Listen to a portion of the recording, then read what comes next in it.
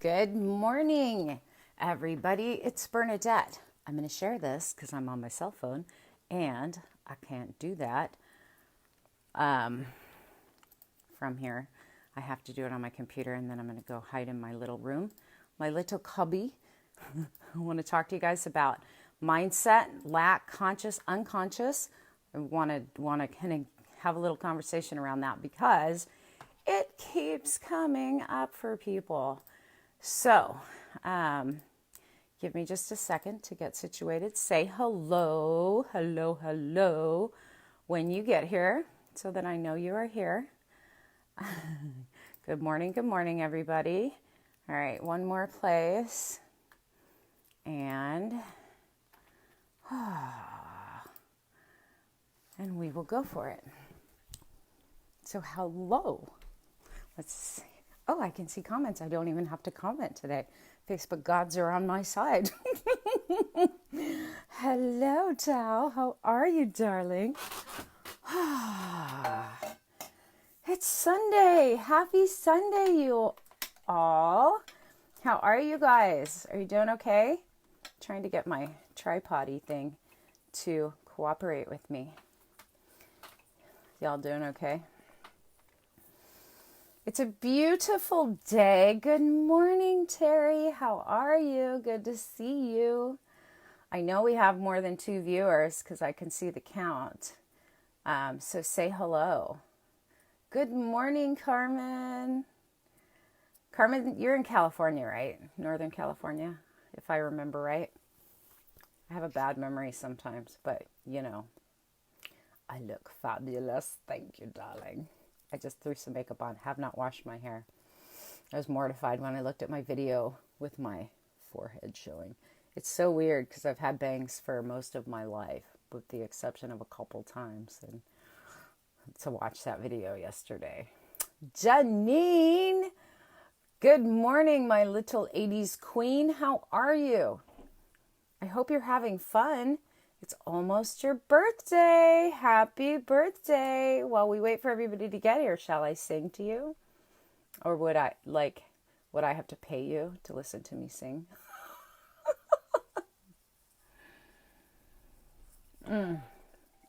Okay. So, y'all are filing in. You must have gotten the notifications that I'm live. Good. How many of you are really clear on what defines lack? Say yes in the comments. You know exactly what lack is and lack mentality is and how it shows up in your own life. Say yes if that's you. If you aren't sure how it's showing up in your life, but you're kind of sure, what it is, put kinda.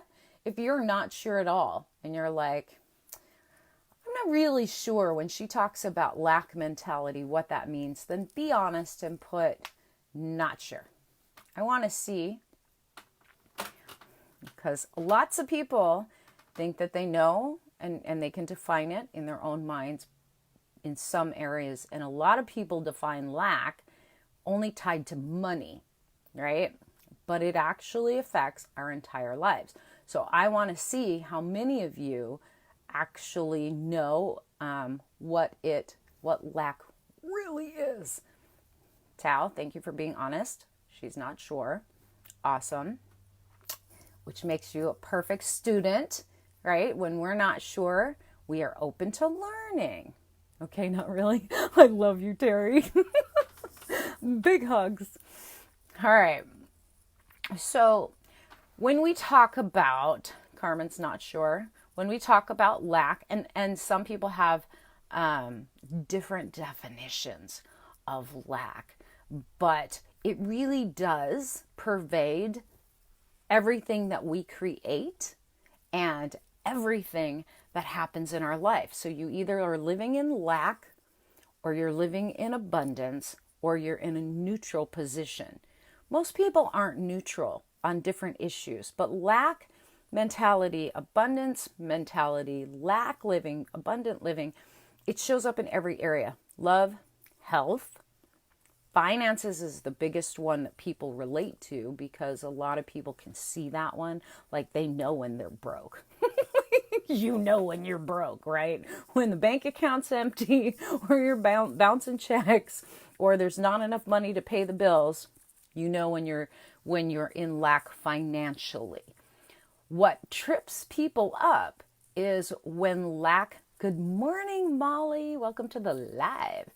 When you're in lack in other areas of your life, you don't always pick it up, and your ego will create blinders. And when I talk about blinders, it's like racehorses or what are those, carriage horses, right? You see them and they have those blinders on the side of their eye. And the reason, because horses have amazing vision when it comes to their peripheral, I can't even say it, peripheral vision. So when a horse is spooky, you'll see, or a racehorse, you'll see they have these little blinders on their eyes. And that's so that they can't see anything coming beside them. Horses coming up behind them, literally, or objects that are coming up behind them. And in traffic, a carriage horse, you don't want them spooking because of traffic moving on this side or a kid walking by. You want them focused forward. Our ego puts on blinders so that we can't see what's going on with us internally, within our unconscious mind. We don't recognize what we're doing to ourselves and others a lot of times. And the ego, when it has full sort of control of our consciousness, we are unable to see the lack that we are thinking, speaking, and the actions we're taking that is feeding those lack programs. You have both conscious mind, that which you know, and then you have unconscious mind, that which you do not know or don't have access to, that's operating constantly. Good morning, Andrea. Constantly in your life. All right. When we do affirmations, we are consciously creating a thought stream, right? In hopes that, and in an effort to overtake the unconscious. Okay. That which is operating in the unseen, unknown realms. Most of the time, I would say 99% of the time, what creates our reality, what we experience, is coming from the unconscious. And the unconscious, the unseen, the unknown, is like an iceberg. When you see an iceberg, you see the top of it. You see the visible layer. But what you don't see, and I'm sure you guys have seen these pictures of icebergs, what you don't see is the depths of the root and how big it is.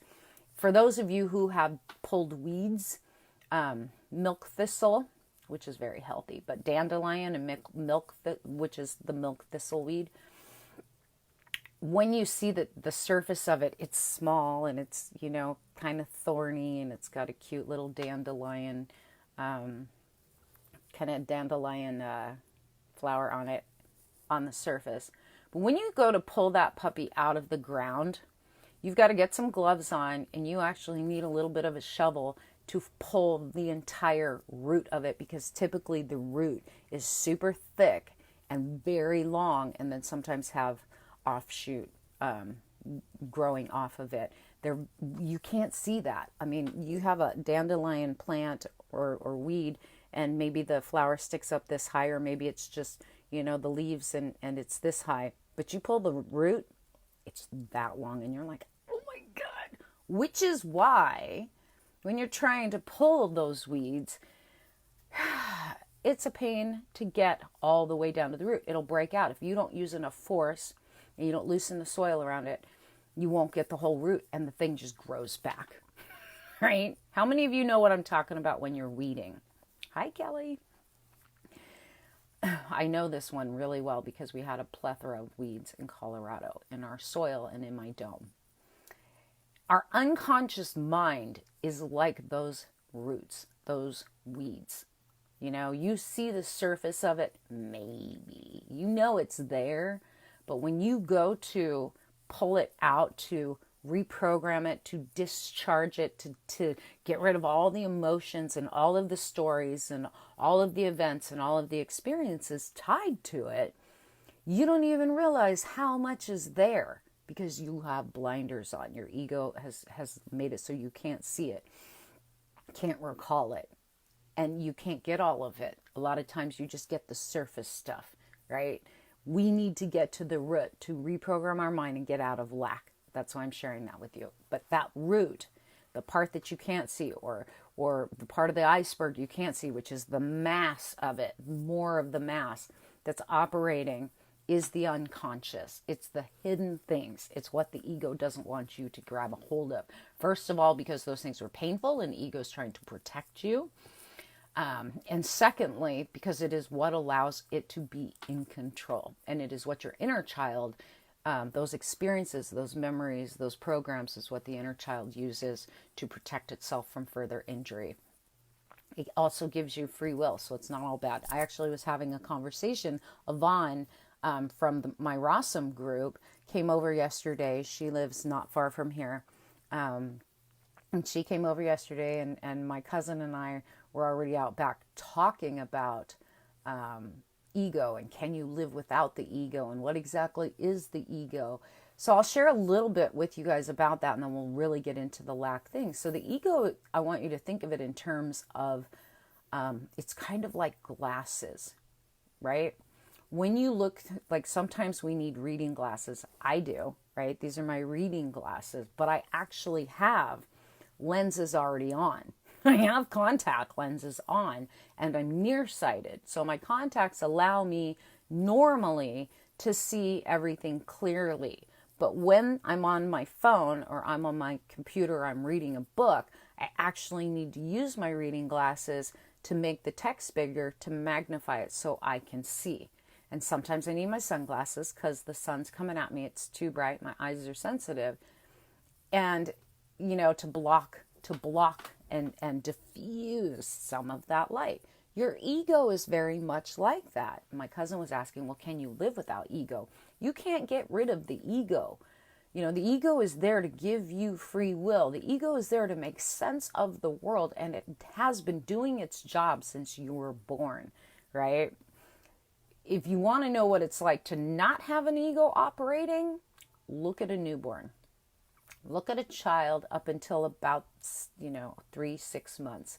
That's a human being without its ego fully intact. A child that's 1 or 2 years old has some programs, but not a lot, right? That's 2 years old is about the time when you start learning, when I misbehave and throw a temper tantrum, I'm going to the corner.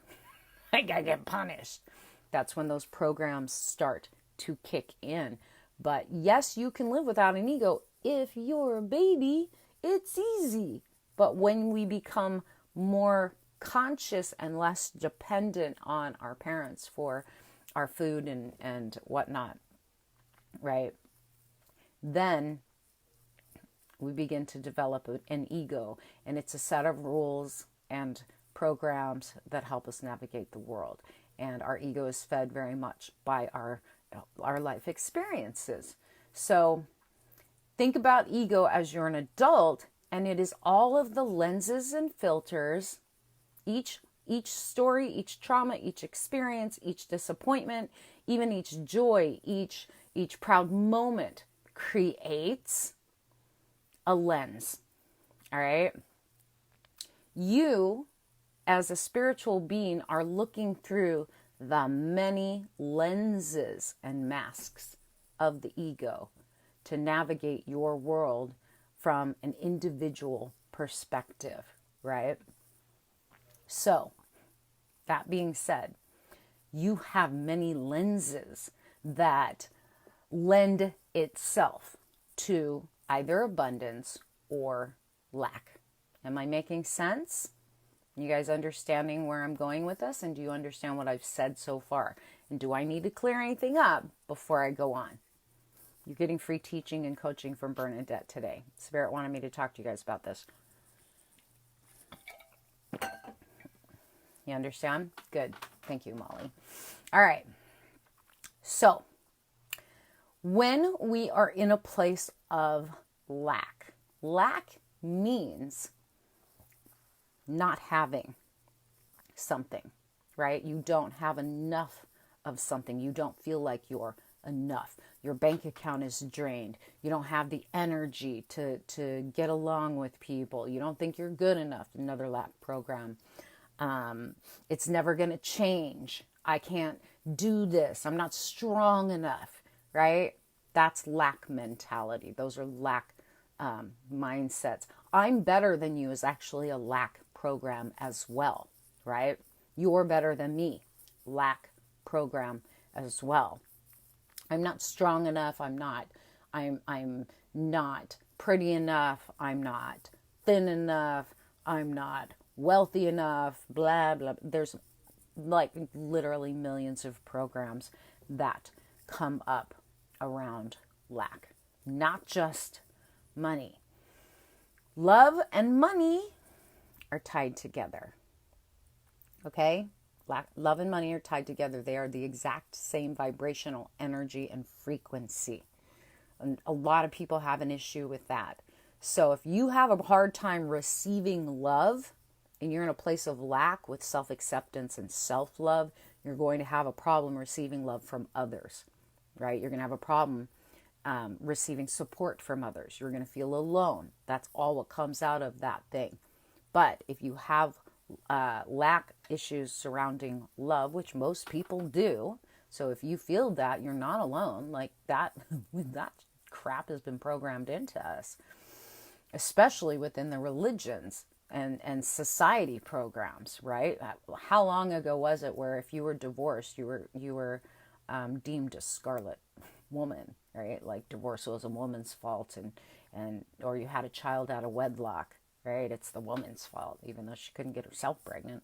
It was a woman's fault. And people shunned her, right? So she had no support. Good morning, Cindy. That's another one of those events and experiences that creates a program. And if you buy into it, you believe it, it operates under the surface. You accept it as it is, and this is truth. You live your life according to that program. When it comes to love and money, we have separate programs, but it starts with and it can go both ways, where you have a lack of love, but you have money, or you have a lack of money, but you have love, or at least you think you do. Love and money are tied together. There is a saying, and I teach this in my Charm Life program. You guys have heard me say it before. Some of you may not have. So I'm going to say it again. There's a saying that goes, money flies out the window when love walks out the door. That doesn't mean that someone leaves you. That means love is gone. Love left the building, right? When love leaves the building, finances, money flies out the window. But it can be love of self, right? It can be love, feeling love from others. It can be any number of things, but it always starts within you. It's not out there that's creating it. It's something within you. Truly, if you think about it, when a couple starts to fight, a happy couple begin to fight, a lot of times it's because finances went off, right? Finances go off, immediately it affects the relationship. If the relationship goes off, immediately your finances begin to dwindle. It's exactly the same vibration. So when you guys are looking at things like, I want to clear my money blocks, I want to release you want to clear that, you also need to clear the blocks to self-love and love of others. You have to. Otherwise, you will remain in a place of lack. It's the core of who we are as beings and what we're meant to do here on this planet. We forget who we are, how powerful, how divine we are, and that we are, in fact, the vibration of love at its highest form, which includes joy and peace and laughter and acceptance. That's who we are. Then the veil dropped, the ego came into play when we were born. We forgot our divinity, and now we're on the path to remembering, right? Many of you call me, and you're like, I want to get on my spiritual path. Okay, the first thing you need to work on is self-love. The first thing you need to work on is self-acceptance and removing those many filters from the ego that have kept you from a place of complete wholeness, right? What I call sarvatva. In Sanskrit, it means wholeness, completion, which is why my healing modality is called sarvatva. It's that place of coming home to your own personal divinity. When you reach that, money flows, love flows, right? Health flows. When any of those things are lacking, money goes off, health goes off, right? People argue with you, you start to get more irritated, you start to get angry, then you get depressed. That is because those programs and beliefs that have entered into your consciousness then become buried and layered with things that you think you know about yourself, but all those other things are still operating in the background. So we have to clear all of that. If you want to be in a place of abundance on all levels, you have to remove those filters, those lenses of the ego that came about from, I never felt good enough. I got bullied in school. My parents had programs about money that, we never have enough, or we're broke, or that people with money, they're not nice people, right? So then you get a pile of money and you're like, but I want to be a nice person. And you find ways to create circumstances to lose that money. That's how that works. That is why the work that I do with people is to address whatever the traumas were, the stories were. And sometimes it's not even that big of a deal.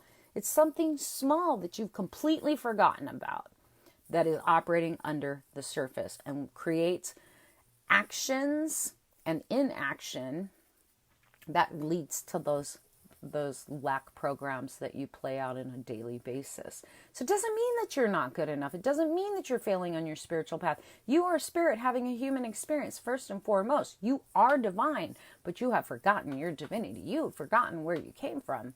My job coming in, and I've done a regression, I've done several, and the many lifetimes that I've had on this planet, and why I volunteered to come here with such hard lessons in the physical with my life, was to teach unconditional love and acceptance, to remind, to infuse the wisdom, knowledge, and knowing of unconditional love. But it isn't for everybody else. It has to first be experienced within self. Once you're full of that and you're whole and you're complete, then you can experience and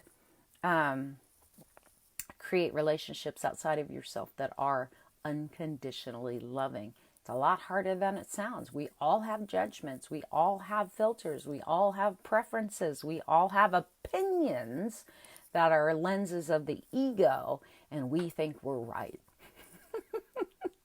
So it is a matter of just reprogramming and getting clear on and unlayering. That's why I tell you guys, Charm Life is the best way to get through that stuff. That's the process I had to go through.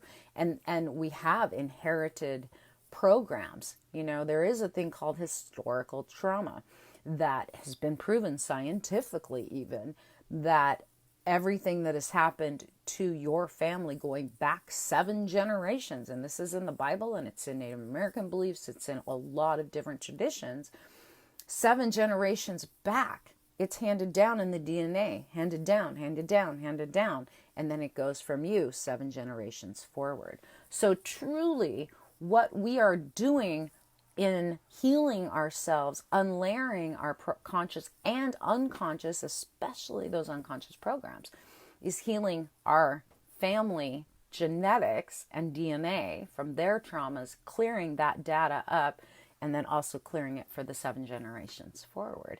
And that's the work we're here to do. Remember who we are. Be unconditionally loving, but get it right with you first. Until you do, you will remain in a place of struggle with those unconscious programs that does create that lack financially, lack with health, where you don't have the ability to heal your body rapidly, lack within your relationships, lack within your workplace. And how that shows up in conversation and stories is you go to one job and everybody's dysfunctional and you can't get along and so has it out for me and blah, blah, blah, poor me. That's how it shows up at work. At home, it's, nobody listens to me. I don't have a say, blah, blah, blah, blah. That's how it shows up at home. And how it shows up in your body is repeating health issues, self-sabotage with your goals and your desires to live a healthy, active quality of life, right? That's how it shows up there. And how it shows up in your bank account is bounced checks or not enough money, not being able to have the things that you desire or the things you need to have quality of life. All right. There are whole societies that live in a place where they've accepted the societal programs unconsciously, like where we call a third world country. Y'all are broke. Y'all always going to be broke. And they accept that program until one person stands up and says, this isn't how it needs to be. We can change this. And hopefully someone will do that in those countries. And it has happened. One person at a time is how it happens, and we think, oh, what difference will one person make? I was watching a video not that long ago of how one person planted 1 million trees in his lifetime in the desert and created a rainforest. One man did that. We think we can't make a difference. He made a huge difference for all of us, because for every grown tree, we have more clean air. You can make that difference, but it can't be, I'm going to help so-and-so and I'm going to do this for so-and-so and that makes me a loving person. No, you have to do it for you first. You have to do it within your sphere of influence, your parents that you struggle with, your parents and their programs, your society, your community. I mean, I know lots of Asian, Muslim women, especially within the Asian culture, because I'm Asian. And I know this one well, and I know a coach who helps women with, that's her jam. That's her thing. Angela is all about helping women break out of the cultural stigmas and belief systems that keep her culture, which is the Hmong culture, keeps them feeling like they are second class. Like it's the men that run and the men that get to be successful and the men that get to determine what she can and cannot do. Right? It happens in the Muslim culture as well. It happens in a lot of Christian circles and belief systems as well. But funny, within the Asian culture, it's starting to shift and change. I'm Filipino, so funny enough, a lot of like Filipino women, any of y'all know Filipino aunties and grandmas, they are actually the ones that run the family. And they're the ones that you look around, a lot of Filipino kids are like doctors and lawyers because their mothers are the matriarch, right? So in our culture, it was very much like that for a long time.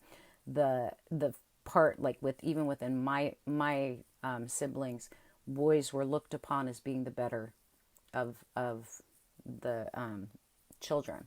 If a boy was born, it was a great honor. I know it's like that in Japan and China as well.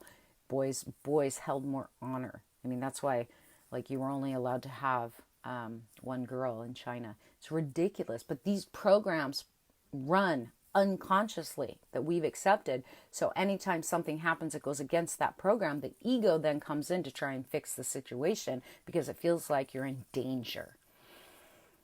That happens with money too. If you have a belief that rich people are assholes, and I had that one for the longest time. I mean, it was because of my experience with my mother, materialistic, and I grew up in Orange County, California, and near Laguna Beach and Laguna Niguel. So in California, a lot of people that were wealthy and materialistic, I thought they were total assholes. And I had a program that ran those, like anyone who drives a BMW is an asshole, because they were the ones that always cut me off. And everywhere I went, it was only BMWs that cut me off until I got a hold of that program. But because you have that belief system, like rich people are assholes, they're not nice, they're greedy, and you have all these things that go along with it, the minute you get money, a big pile of money, or you start to gain traction on success financially, you will do things to create in your life emergencies that take all of that money away. Like all of a sudden I have car repairs. All of a sudden my kid needs to go to an $800 camp. All of a sudden there's a doctor bill that needs to be paid, right? To take that money away so that you can live in alignment with that limiting lack belief system. That's how that works. That's why I work so hard with you guys on recognizing your ego is the only thing standing between you and all of your divine power, you and all of your abundance, you and all of the love and support that you could possibly handle in a lifetime, you and your own personal strength. That's what's doing it. That's what creates your self-sabotage. That's what creates the choices that you make. That is what creates all of your blocks. And that's what creates your reality in all areas of life. It isn't other people. It's what's going on in here. And you can't blame other people. But here's the beauty of it. As long as you take that power back and you don't feel the need to blame other people, you have your power to shift it, to change it, to flip it, and to create it differently so that you live in a place of abundance, so that you live in a place where you call out what you want and the universe conspires to line things up and people up, opportunities up, and throws breadcrumbs on the path before you for you to follow to reach the destination of the outcome that you're looking for in your life. Whatever it is, honestly, whatever it is. For those of you who are trying to expand your spiritual gifts, right? Your intuition, your clairvoyance, your clairaudience, your mediumship. For those of you who are looking to expand it, one of the reasons I don't run my psychic development class all that often is because I'm not all about just making money on a program. I could sell that program all the time and not be involved in it, like not do practice sessions. I don't care about building up psychics. Like I don't care about making the money off of it either. What I do care about is building strong people with integrity in operating in their gifts so that they don't do damage to others. So what do I require people to do first? Take Charm Life. Why? Because automatically a side effect of doing that work, of conquering the ego, the programs, the triggers, understanding universal law, the side effect of that work, your gifts just open up naturally and you don't have to work at it because you're connected to your higher self and to source energy, to spirit. So that's the work that you need to do. Many of you are in my Soul Fast program and you're doing this work and you do it one time, 1 month through and you're like, okay, I'm done. No, keep doing it. Do it daily. Stay on top of those programs. Because when you think, oh, I've done it one time and you unlayer, like what you think are the main programs, you've got 100 other layers underneath there that need to bubble to the surface. And the only way you're going to reach them is to peel the first layer and peel the second layer and the 99 other layers follow. So this is ongoing life work that we need to do. And it's a shift to come out of the place of living unconsciously and creating your reality in default mode, which is the way most people live. It's a shift to coming into a place of, I don't like what's showing up. I'm creating this. How did I create this? Why am I creating this? What program is it feeding? And how do I shift it? That is literally what I'm a genius at.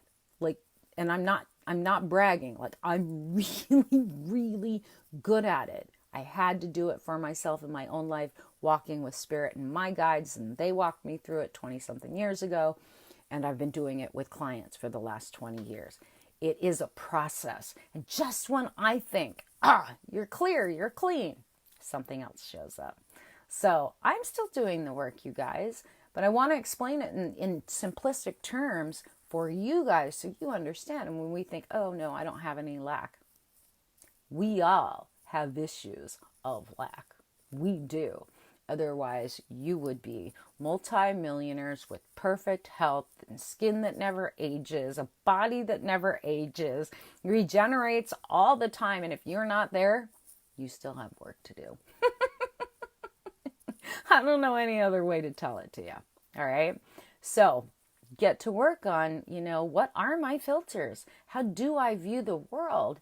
And start to remove those lenses that keep you feeling very, very stuck and keep you feeling like there's not enough in your life. All right. I hope that makes sense. Did you guys understand all of that? Do you have any questions before I jump off of here?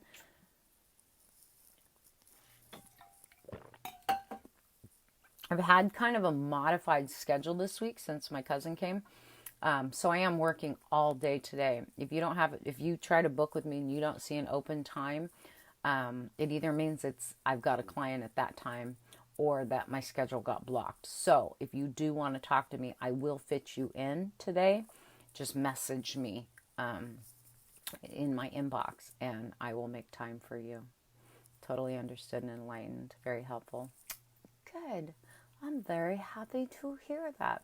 You know, part of this came about, just to wrap this up in a nice way, part of this came about because I was watching and paying attention to, Spirits had me paying attention to a couple of people here on Facebook, not here in my group or anything, but just watching the stories and the behavior patterns of a couple people and how they talk on live stream and what they're talking about and looking for support on. And it's interesting because the person doesn't even know. People don't know when they're doing it, when they're telling this story and they're like, oh, I'm here just to get support and I really appreciate and love you guys. They don't even realize that, no, you have an insatiable desire to have support, yes, but not in getting better, not in changing your life. You're looking for support to continue the story. You're looking for support to, combat the reality that you are keeping yourself very, very stuck, right? Hi, Kim. That's what's going on with that. And then the unfortunate thing, be very careful who you guys talk to. Be very careful who you reach out and try to help. Remember what I told you guys. One of the things in the Bible, it's like, work out your own salvation. Save yourself with your fears and your suffering. Like, save yourself. It's not up to other people to save you. And if you are in a place of need, I need everybody else's support. I need other people to tell me it's okay that I'm feeling these things and I'm going through these things, right? I need, people to care about me. Then you've given all of your damn power away. I didn't get to where I am today because other people helped me. I got to where I am today because I dropped to my damn knees. I cried out to the universe and God, and they said, look, I've gone to counselors. My family has abandoned me. My friends aren't around and they don't understand what I'm going through. I need help. And then along came all of the lessons and all of the work that I had to do to look at myself and all the stories I was telling and all the things I had bought into and all the programs, right? I had to look a certain way. I had to act a certain way. Oh, what do you mean you're a single mom? There must be something wrong with you. You ended up divorced. That was a program. Like, seriously. And it was a societal program on top of a family program on top of a religious program. So there were literally 3 programs layered together that made me feel like a failure. When the doctors told me in my 20s that I wasn't capable of having children, I ended up leaving the love of my life because I didn't feel like I was a woman. Just because doctors told me I was incapable of having children. That's what they told me. And it grated on me. And I hated myself and dropped into a very deep, dark depression because I believed them. And I felt like my husband deserved a real woman. He didn't even care if we had kids, but that wasn't the point. I didn't feel like. So I pushed him away and I told stories around it in my own head and I yelled at him over it and I tortured him over it and then I left him. Love of my life. Thankfully, we stayed in connection for a long time. But he battled his own demons, his own depression of not feeling like he was man enough to make me happy, right? So now 2 people are telling stories of how horrible they are for each other. And what started out the perfect love story ended in divorce and sadness. And I didn't get over that man. I don't know if I'll ever truly get over him. I don't, because I still love him. And he passed away a few years ago. So these are the programs and stories we tell ourselves that create our reality. The reality is the doctors are wrong. I was capable of getting pregnant and carrying a baby full to term. I had 2 children. One of them I had at home with no drugs and not even a real midwife. So there you go. But had I listened to them and let them give me a hysterectomy in my 20s, I wouldn't have the joy and experience of not only being a mother to 2 beautiful, beautiful, brilliant daughters, but a beautiful, obnoxious, creative granddaughter. I wouldn't. I had to work through those programs, and it was grueling. It wasn't easy, and it took major discipline for me to daily, multiple times a day, recognize and catch where my thinking was, where my mindset was, where my conversation was, what words were coming out of my mouth, what emotions I was evoking. It took years. So wherever you are in your life right now and in lack, just understand when you come to work with me or somebody else, it's not going to happen in one appointment. It takes work. You didn't get there in one day, in 1 hour. So don't put it on me and other facilitators and healers that you're going to heal yourself in a 1 hour session or half an hour session. A, that's not fair to the person that is the healer, counselor, whatever, but it's really, you're cheating yourself. Like, I'm not going to not take the call and not try to help. I will try to help, but I'm not going to be able to heal you if you think it's one and done.